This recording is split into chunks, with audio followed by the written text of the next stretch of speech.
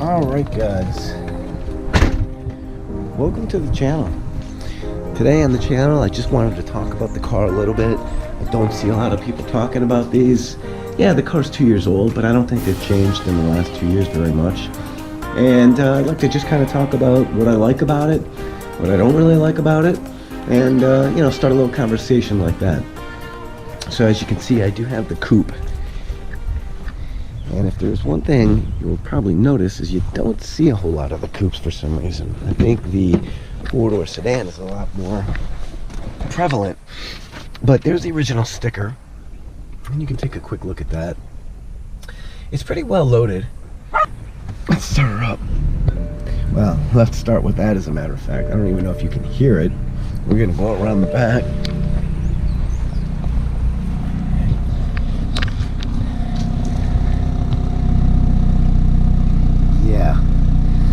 Not exactly known for their impressive exhaust tone.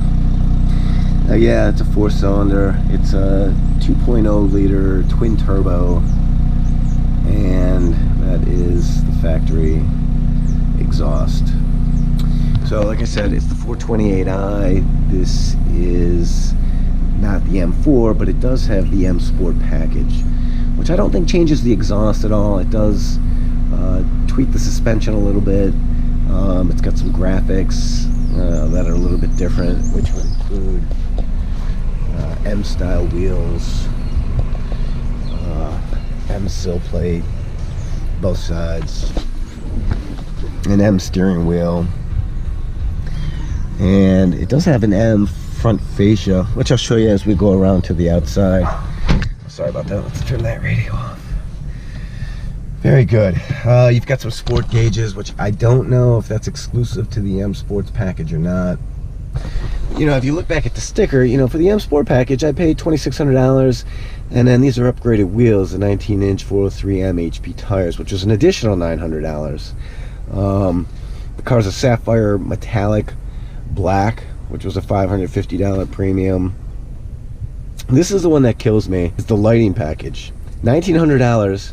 And all I'm really seeing that it includes is the automatic high beams. Now that's a great feature, don't get me wrong. The car is amazing at knowing when it's behind another vehicle, or if anything is even close to coming at you, it will dim them. And you don't have to worry about flicking them on and off. I know a lot of people don't even use their high beams unless they're out on some country road, but to be honest, I like using them.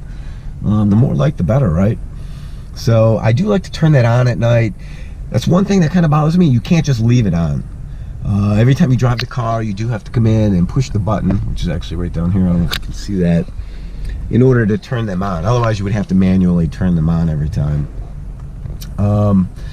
Yeah, you have your selector switch as far as your suspension and tuning is concerned. The car has got dual personalities. I will say that. Let's talk about that a little bit. You know, if you go down to Eco, and every time you change something, you'll see that the dash up here will talk about efficiency-oriented settings. And you get this kind of power grid down here, and it will keep track of how much power, I guess it'll store power. When you brake, it'll regenerate some power. Honestly, I don't know how it works with BMW, but a lot of times you'll get this blue plus 0.8 miles. So with my current past driving, and when I was in eco mode, I saved 0.8 of a mile by driving economically. Now when I am driving in eco mode, I can get 34, 35 miles to the gallon. Which is pretty much what they're saying on the sticker. Now, when I put it into, it defaults to comfort, and there's really no frills there. You can bump it up to sport, in which I think the suspension tightens up. It certainly holds revs a little longer, and you can see it switches over there. And then when you switch up to Sport Plus, honestly, I think the only thing that's different from Sport is that it's turning off your traction control. Which, let me see, if I go down to Sport, and if I take off traction control, which is down here, let's see what that does. Click that, traction with reduced stability. Okay, it's off. All it's telling me here is traction. It usually would tell me which mode I'm in. So now let's go up to Sport Plus.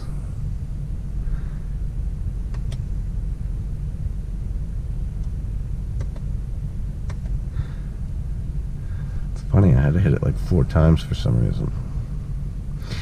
Dynamic traction control activated. I don't know. When I first got it, I loved it, you know? I mean, let's talk about BMW. So BMW, you know, I mean, it's a brand name, so it's got a little bit of, I don't know if it's prestige that goes along with it, but you know you're driving a BMW when you're driving it. I mean, who hasn't dreamt about having a German sports car, right? I mean, they handle amazing. Back seat, nobody can fit in the back seat. I mean, look at that leg room. Now, yeah, this front seat can go up a little bit, but, right? So, yeah, you're going to get the great handling. You're going to get to be able to tell people you drive a BMW, whoop-de-doo. And if you think you're buying a luxury car, though, you're kind of sadly mistaken. And here's one thing. This is one of the things I don't like about the car. So it's a 2016. It's a BMW. Wouldn't you think it would have Apple CarPlay or Android CarPlay? It doesn't. Shouldn't that be like a standard feature? Well, it's not. And I know in 2016, just about every Chevy and Ford had it. So why does a BMW 428i not have it? It's crazy. I'm not sure which package. The only package I don't have is the tech package. Now, was that included in a tech package? Or is it just not included in BMW at all? I don't know. I mean, if you guys know, put a comment in the comments section there. I would love to know. I'm not even sure if it's an option you can get now. You know, my girlfriend's got an X5M, right? Now, wouldn't you think that would be the most loaded? I mean, you're talking about a $120,000 vehicle. No Apple CarPlay. And I think hers is a 2016 also. So, you know, that's one of the things that kind of gets me a little bit with BMW is that, yeah, you're going to be paying premium price, and you think you're buying a luxury car, but I really feel like it falls into one of those subcategories, like a semi-premium luxury car, a near-premium luxury. I'm not sure, but a little bit disappointing, right? A little bit disappointing. But it's got other functions that you probably would never need. For instance, you're not going to be able to see it now during the day, but when I turn the steering wheel and my lights are on, my lights do turn slightly to kind of turn the corner a little bit to give me better visibility. Kind of a neat feature, right? Most cars don't have that. But would you rather have that or the Apple CarPlay? To be honest with you, I think I would take the Apple CarPlay over them putting that as a standard feature as far as the headlights turning a little bit. Let's get out and take a little look around the car. Oh, there we go. That's the other thing you get when you buy the M Sports package. Is a footrest that says M on it. Oh, one other modification. Really the only modification I would say I've done is I have put these little puddle lights in. And you can see they're under here, and they cast down a BMW symbol. But unfortunately, during the day, you can't see them. At night, they look amazing.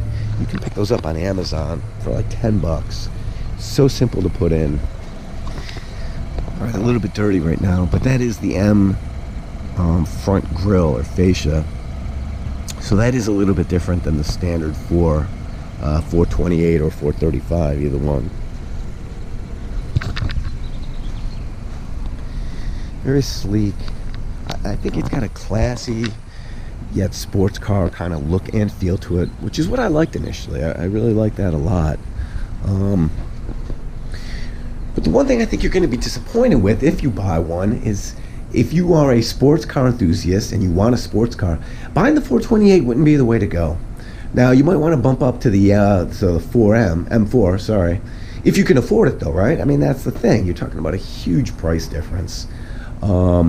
If you're looking for a luxury car, again, this wouldn't be the car to get because it's only semi-luxury. So it kind of falls somewhere between sport and luxury. But don't get me wrong, for maybe the average driver, I mean, you got people going out there buying Camaros and Mustangs with V6s, right? Well, this would kind of be that same buyer probably that's not really interested in the all-out performance of a GT or what have you, but still likes the look, the styling, some fun. I mean, it does get up and go. It's a light car, so you know the twin turbos get up and move, especially when you're in that sport or sport plus mode. You can certainly feel it. It's fun. Like I said, it handles like it's on rails, which is classic BMW. This is kind of neat, the little foot activated trunk, and it's actually not a bad size looking trunk. I don't know if you can even see with the GoPro in there, but not bad. These little levers will release the back seats so they fold down, which will give you more, and it's on both sides. give you a little bit more storage space, which is nice because, you know, as nice as this is and deep as it is, here's the problem from here to here. And if you have too big of a suitcase, it's really difficult to get in there. There's a tendency to possibly scratch on this. I would definitely be cognizant of that when you're putting things in and out of the trunk. But while you're back here, some sort of tie-down strap. You get the cargo net. You do get a power outlet back here, which is interesting. I don't know, you know, with this car. This was mine. This was not part of the car. That's just an air pump. I don't think there's anything under there. Some other tie-downs. Back here is like your battery. BMW puts them in the back. Yeah. But if you do need to jump the car, there are actually terminals up front. Spare tire? No. Those are just your locking wheels, your wheel locks. I don't even think, nah, they're run flats. So supposedly you can go 50 miles.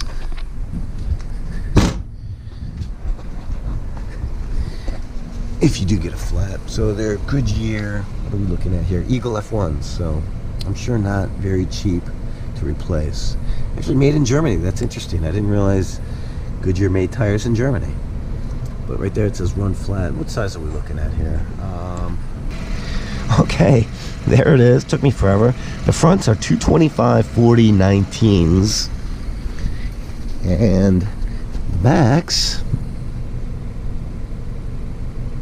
are 255 35 19s. So yes, they are a little bit bigger in the back. And let's see if you can get a look at that. Yeah, so it's a good sized tire. Well, one other thing, let's just take a quick peek under the hood. It's typical BMW. Everything kind of covered. Can't see too much. Yeah, it's all neat. Nice, neat, tucked away. There's your little positive and then your negative. When I got the car, I had all this white and I can't seem to get that out, so I'm not sure what they used to wash the car at the dealer, but I think what they did was they didn't rinse it very well and it left these kind of white stains, which is annoying. So let's talk about the inside one more time. Let's talk about the leather. So I love the red leather. I really do. What do they call this? A red coral. Take a quick look. Yeah, like a red coral leather. Red Dakota leather. It's nice, but it's not soft. It's kind of firm. You know, you get this little extension. It's not power. Got it over here too. This does have nav, which is always nice. But this is interesting. Okay, so take a look at this seatbelt. See how that's retracted out? It's so far back, you can see it over here.